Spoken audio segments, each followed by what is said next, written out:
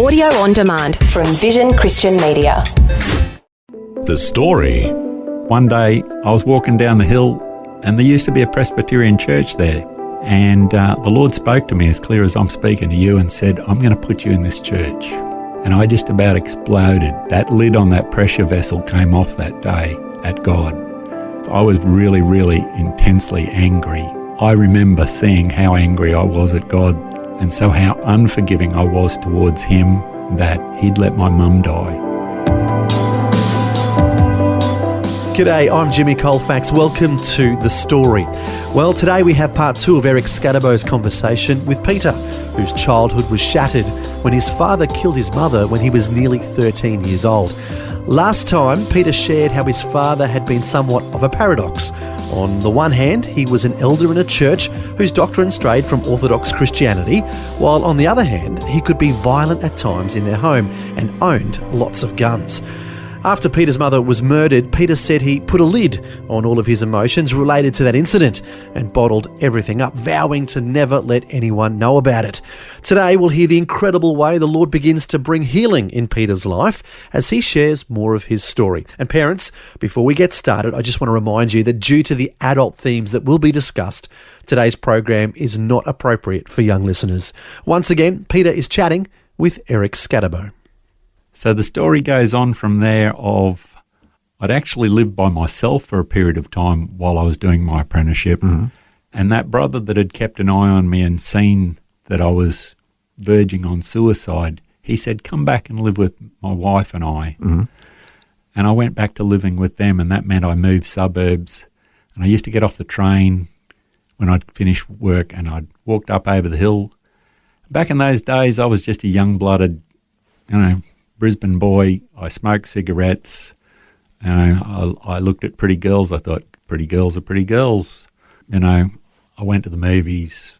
But one day I was walking down the hill and there used to be a Presbyterian church there. Mm-hmm. And the Lord spoke to me as clear as I'm speaking to you and said, I'm going to put you in this church. And I just about exploded. That lid on that pressure vessel came off that day at God. It was just him and I. Mm-hmm. But it came off. I was really, really intensely angry.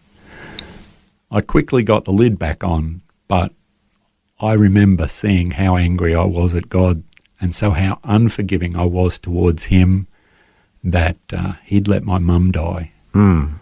And I'd lost my dad because in many ways my dad had been so good to me. But I got that lid back on and kept it that way and went and got married. I met the wife and to-be, and we dated for a while and got married. And you never said anything to your wife about your parents? Is that right? Well, when she asked me about my parents, because I got to meet her parents pretty quick, when she asked me about my parents, I just said, they're dead. And whether it was the look on the face or the tone in the voice, she just thought, I won't go any further, I'll leave that. Mm-hmm. When he wants to tell me, he'll tell me. But in the meantime, it just stays as that his parents are dead. So that was your way of keeping the lid on that horrible incident from your childhood? Yep. It's what I'd learned. It was really, really super deeply ingrained that they're dead. And that's the way I wanted it. I should have mentioned earlier, my dad sent me a couple of letters when I was a teenager. Yeah, we should say, meanwhile, your father is alive and he's in prison. Yeah. My dad had sent me a couple of letters from prison, and one of those letters, he was pushing his bandwagon of his religion again, but the Holy Spirit, I hadn't done any Bible college or anything. I never even used to read a Bible back then, and I just knew the truth again. I just knew that truth was shining through again for me. It was like just a little snapshot that God was going, see, I am here and I'm speaking to you. So I'm just wondering, was your dad trying to rationalize his actions? No, he wasn't trying to rationalize his actions. I got to admit, I don't really remember much more of the letters, and he never sent any more letters, and I never wrote to him, and I never ever went and visited him. We got to slide forward a fair bit before I went to visit him. Okay.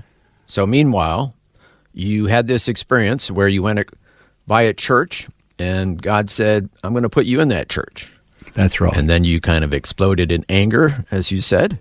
Yep. And also you mentioned that you were married at this point.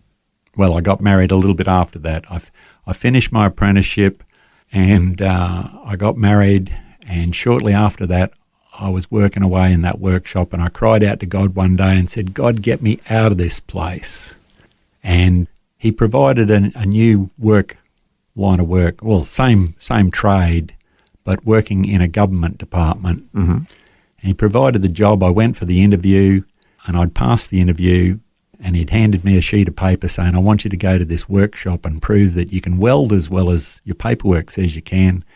And as he did that, he said, by the way, this job's temporary. And he said, does that make any difference? And I said, yes, it does. I just bought a house, and I'm not about to put myself at risk on a temporary position when the place that employs me is more than happy to keep me. So 12 months went by. I looked in a couple of papers for a job.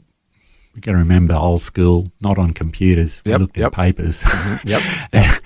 And I looked in a couple of papers, and 12 months had been passed, and we'd gone away on a holiday for a few weeks and come home, and the Sunday afternoon it was like an addictive thought. I've got to look in the paper for a job. It's Sunday afternoon. I've got to go back to work tomorrow. I've got to look in the paper.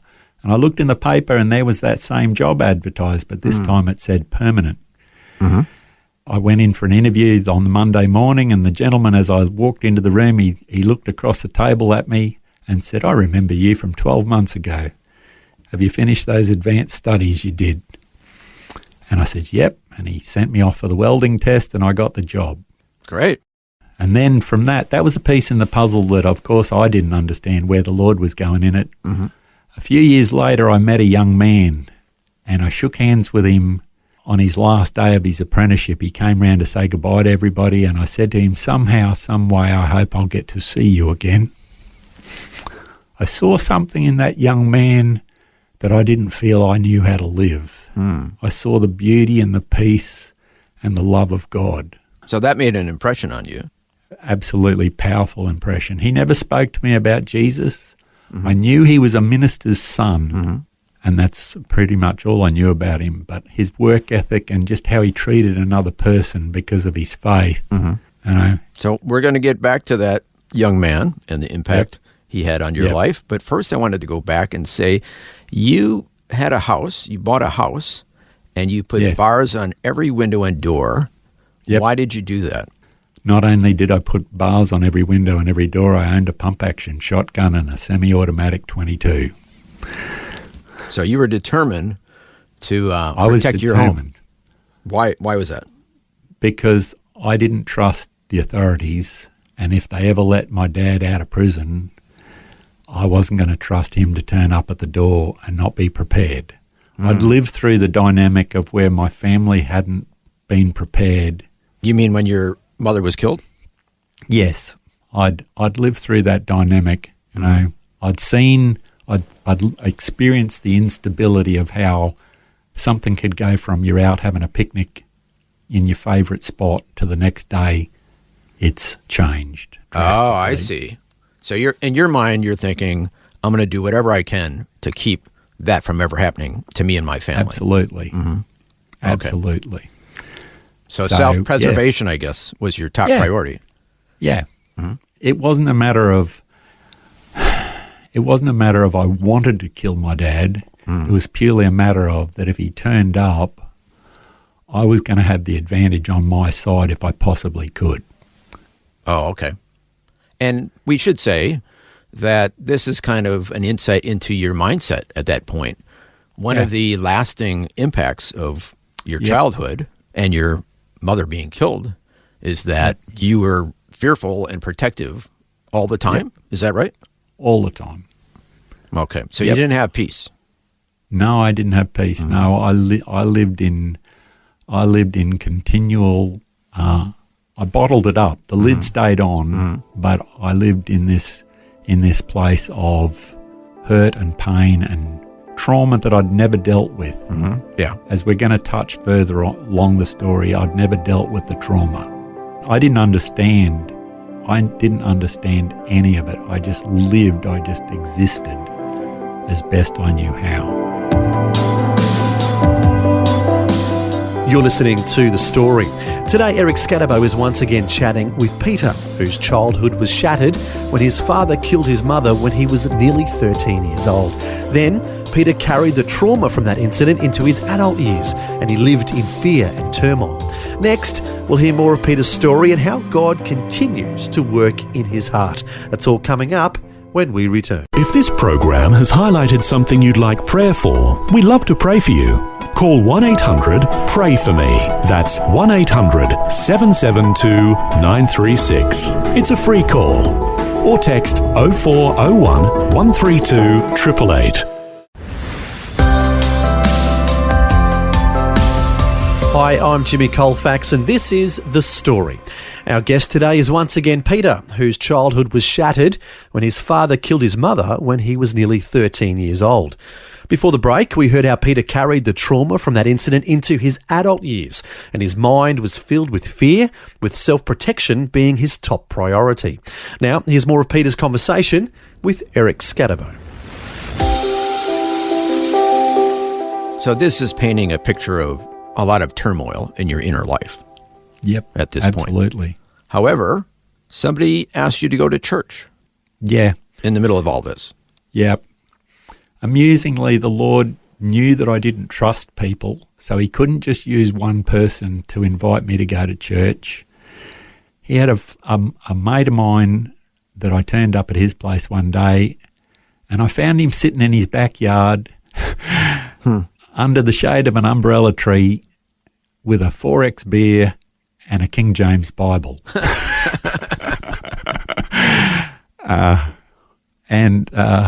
Not that I was ever a big drinker, but, he just met me where I was at. And I can remember he flicked a few pages and he said, "Read this bit, Pete." And I read something like, "For God so loved the world that he gave his only begotten son." And he flicked the pages a bit more and he said, "Read this bit." And it most probably, I think it said, "If you confess with your mouth the Lord Jesus and believe in your heart that God raised him from the dead, you shall be saved." And he got me to read a number of different passages in that Bible that day. And I walked away from his house down his driveway, and this thought is crystal clear still today. It was like, I've got to go to church somewhere and find out what's going on. And he'd said to me, "You need to buy yourself a Bible." So I went and bought myself a giant print King James. And I was proud of it. I really didn't know much about it, but I was proud of it. And then some other people, none of these people are connected. They were involved in mission work, and I'd met them through doing a bit of a door-to-door business. And I'd met these people, and I turned up at their house one day, and I announced that I had this Bible. And they said, "Come and have a chat with us." And I had a chat with them, and they said, "You come to church with us?" And I says, "No, I'm going on holidays." And they asked where. It was Bundaberg. And they said to me, "Well, here's the address of a church in Bundaberg. You can go there while you're away." They were determined. They were determined. And we went away on holidays, and I thought, well, this is safe. I can go to this church. They can't invite me back because I'm going back to Brisbane and they won't see me again. And we did go to church there. And I sat there, and it was totally different. It was like what I heard that day spoke to me, and it was life and it was hope. And we came back to Brisbane, and I said to my wife, I said, "Darling, you're always the navigator. I lived in this suburb, but I cannot think of where this church is that they'd invited us to go to." They'd given us the address of the original church they wanted us to go to with them. And I thought about every church in the area. We even got married in that suburb in one of the other churches in the area. But the Lord had put his hand over it sovereignly that I would not know that it was there. Anyhow, we drove over to the suburb, and my wife said, "Turn here." And as I turned there, the Lord spoke to me and said, "I told you I was going to bring you to this church." That was the very church Yeah. that he had told you about years earlier? Yes. 10 years earlier. Oh, wow. 10 years. Wow. Yes, my voice cracks up because it touches me so deeply that the Lord in his faithfulness and in his tender loving kindness had persisted with me and patiently waited to orchestrate the dynamics so that he'd bring me back there. I draw a parallel in what I just said to the dynamics that happened when Jesus had risen from the dead and he was walking the road to Emmaus with the people, and he was telling them about the situation, and they were questioning him about things. And only when he took the loaf of bread and broke it and handed it to them as the symbol of his body, then their eyes were allowed to be opened. And it was the same thing for me turning up at that church. I was not allowed to know where it was until I got there. And that was powerful. And I walked in and I'd had a vision. I'd had a vision of this dear old distinguished gentleman with his silvery long hair and his big black velvet cape standing up there preaching. And sure enough, what I'd seen in the vision was exactly what I saw when I arrived. Oh, wow. And I thought, this is a mind blower. Yeah, a second mind blower. And a young fellow was sitting in front of us, and he had long hair, and he dropped some paperwork off the pew that he was sitting on, and I picked it up and handed it to him, and he was very quick to say, oh, if this really doesn't suit you because you're a young fella, sort of inference, they have a more modern service in the evening. You might want to come back to that. Oh, okay. And so we did. The next week we came back to the evening service, and I sat down and I looked across the aisle, and that young man that I'd shook hands with and said, somehow, some way, I hope I'll get to see you again, he was sitting in the seat opposite. And those words came flooding back to my memory, and that had been 6 years had passed, but those words came flooding back to my memory like they were the day before. And that was when I began a place of surrender. Those circumstances brought the surrender in me of, yes, Lord, you are God, you are loving, you are faithful. I might be hurting, I haven't got it together, but you're persistent and you're not going to let up on me. You're not going to give up. So isn't that just tremendous how God worked all these things? Some people call them coincidences. We would call them God instances. Yep. And he was letting you know, I know you, and I know what it takes to communicate and touch your heart and get your attention. Yep. And he did. And he let you know that he loves you. Yep. And within about 12 months, I participated in a program called Successful Stress Management. The organisation that ran it was Ambassadors for Christ. And it was all about how to handle your stress. And as you can imagine, as we already discussed, I lived continually in stress. I continually lived in this pain and heartache. And my capacity to love was most probably very diminished. And this program taught about the love of God and how deep his love is. And I was I thank the Lord, he enabled me to be very diligent about going to church every Sunday and participating in Bible studies and going to the young marrieds group. And we were very, very involved. Intensely for me. I guess the intensity of how much I'd been hurt stimulated something of an intensity in me to want to participate in what I'd missed out on. But now, all the while, you knew that one day your dad would probably get out of jail on parole.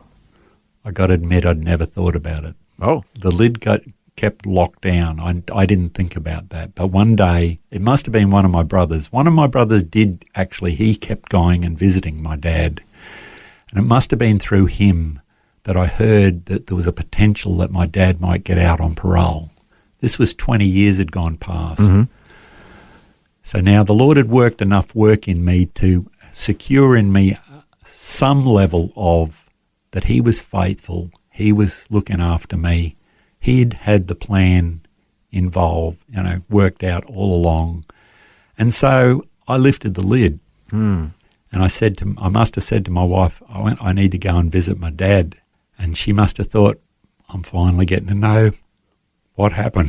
Well, she thinks he's dead. She'd always lived with that place of that he's dead. Your mum's dead, your dad's dead. That's it. And of course, my brothers never talked about it. And we were very dysfunctional. After I grew up, I didn't see virtually anything of my brothers. It wasn't a matter of I hated them. It's just a matter of we were just so dysfunctional. We just didn't interact very often at all. So I heard about that, and I made an appointment to go out to the jail and to meet my dad. Mm-hmm. And I went with the motivation that I wanted to see what he looked like, precisely so that I was still in that self-preservation mode, that if I saw him after 20 years, I'd immediately know it was him. Mm-hmm. There wouldn't be a question in my mind. And the other things, I went and actually spoke to him. I said, I forgive you, I will never trust you, and never show your face at my door. Never. Again, I wanted the lid locked on. You know, I didn't mean him any harm. I just had the place of that if you get out of prison, don't think you're coming back into my life. You've destroyed it once, and I'm not going to give you the opportunity again. So that was your mindset. You were a young Christian doing the right thing, forgiving, but with some conditions. Yeah. So we slide forward a couple of years. We'd moved churches because I was going to that. Well, my wife and I were both going heavily involved. I was a bit more involved, I've got to admit, I was. And this was good for you. This was ministering to your soul. Yeah, it was good for me. It was good for me. It was feeding a very, very parched, like a desert river that had cracked. The Lord was feeding my soul. We changed churches because I was spending hours driving to get to church when there was a church just a kilometre down the street. I didn't ask the Lord, I just changed churches. And as my downfall has been through my life, I haven't always asked God what I should do. I've just taken logic into my own hands and made a change. Now, in amongst that, we need to add in a few things. My marriage. Now my wife knew about my family. We had an ectopic pregnancy. Ectopic pregnancy, that's where the child forms in the wrong place and is very constricted. And she had to have emergency surgery, and we had miscarriage, and all these things had put a lot of strain on our marriage, along with just I was still hadn't dealt with the past. I was just holding things together. And she left me. I came home one day to a note saying, "We've gone, don't try and find us." She'd left me really well. She hadn't just stripped everything out of the house. She'd left me with quite a lot of stuff. But I describe that like if you tore a body in half and left all the raw parts of the flesh exposed to the elements, that's what I felt like. And in that situation, my dad rings me up out of prison because my brother had obviously told him. And he said to me, "Don't worry, son. There's more fish in the sea. You'll find another lady." And I could have wanted to break him in half that day. So tactfulness was not his strong suit. No. My dad never changed, really. Well, that was part 2 of Eric Scadabow's conversation with Peter, who's sharing his life journey with us. As we heard, the Lord began to work in his life and he became a Christian. However, he still hadn't dealt with the trauma of his childhood, and he continued to bottle up his emotions. Next time, we'll hear how the Lord continues to bring healing to his troubled life. Also, Peter will share how the Lord brought about events that would ultimately lead to him truly forgiving his father. That's all coming up next time. But before we end today, I just want to say that Peter's story reminds me a bit of the song by Steve Green that's based on Scripture. And the chorus goes, "He who began a good work in you will be faithful to complete it. He who started the work will be faithful to complete it in you."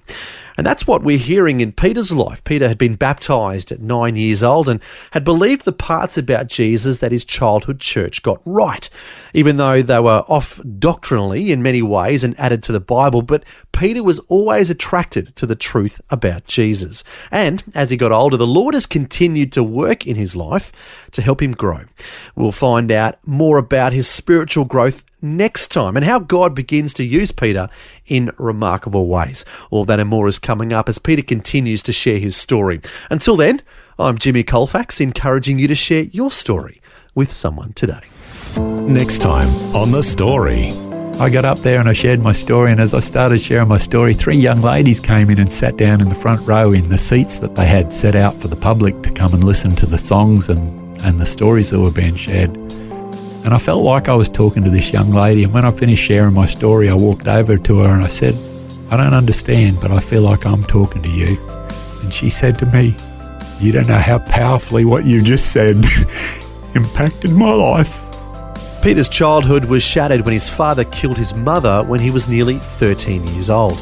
However, the Lord began to work in his life and has slowly brought about tremendous healing, including eventually forgiving his father. We'll find out how that all came about as Peter shares more of his story next time. The Story. Just another way Vision is helping you look to God daily.